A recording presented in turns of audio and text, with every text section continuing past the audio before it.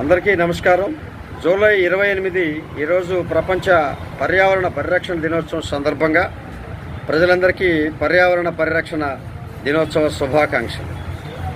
ముఖ్యంగా నేడు ప్రపంచమంతా కాసారపుగా మునిగిపోతున్న నేపథ్యంలో ప్రభుత్వాలు, ప్రజలు అనేక రకాలుగా పర్యావరణ పరిరక్షణకై ముందుకు సాగుతున్న పరిస్థితుల్లో మనందరం అనేక రకాలుగా ఈ యొక్క పర్యావరణ పరిరక్షణని కాపాడుకోవాల్సినటువంటి అవసరం, బాధ్యత మనందరిపై ఉందని మనం తెలుసుకోవాలి.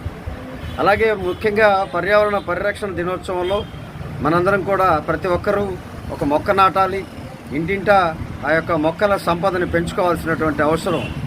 మొక్క ఆక్సిజన్ ద్వారా మనం మంచి ఆరోగ్యాన్ని, మంచి వాతావరణాన్ని పొందేటువంటి ఈ పరిస్థితుల్లో మనం తప్ప మన వాతావరణాన్ని పెంచుకునే మరొక వ్యవస్థ లేదనేది మనందరం గుర్తించాలి.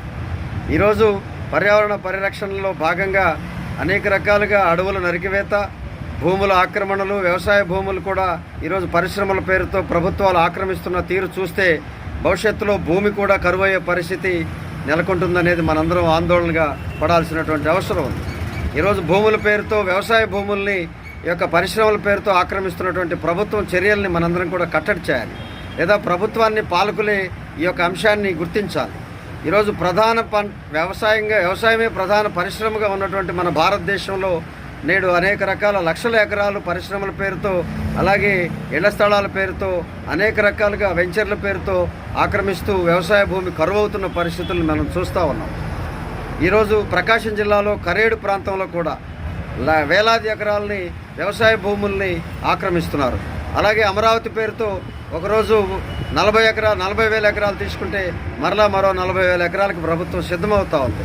ఈరోజు పరిశ్రమలు ఎక్కడైనా ఈరోజు స్థాపించాల్సినటువంటి అవసరం ఉంటే ప్రభుత్వం ప్రజలకి వ్యవసాయపరమైనటువంటి జీవనోపాధిని, వ్యవసాయమే పరిశ్రమగా ఉన్నటువంటి అనేక వ్యవసాయ కుటుంబాలను ఈరోజు నిర్వీర్యం చేస్తున్నటువంటి పరిస్థితులు మనం చూస్తూ ఉన్నాం.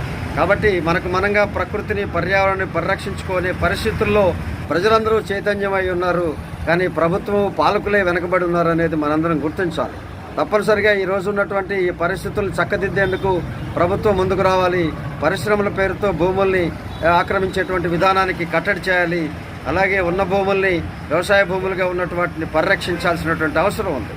ఏదేమైనా పరిశ్రమల పేరుతో జరుగుతున్నటువంటి కాలుష్యం, అలాగే పరిశ్రమల పేరుతో జరుగుతున్నటువంటి భూముల అన్యాక్రాంతం మనందరం కూడా ఈ యొక్క ప్రకృతికి విఘాతంగా మనం భావించాలి. దీనిపై మనందరం కూడా, ప్రజలందరూ కూడా శ్రమించాలి, దాన్ని వ్యతిరేకించాలి, ఉద్యమించాల్సినటువంటి అవసరం ఉందని తెలియజేసుకుంటూ, ప్రకృతి పర్యావరణ పరిరక్షణ మనందరి బాధ్యతగా, ప్రకృతి పర్యావరణ పరిరక్షణతోనే భావితరాలు అనేక రకాలుగా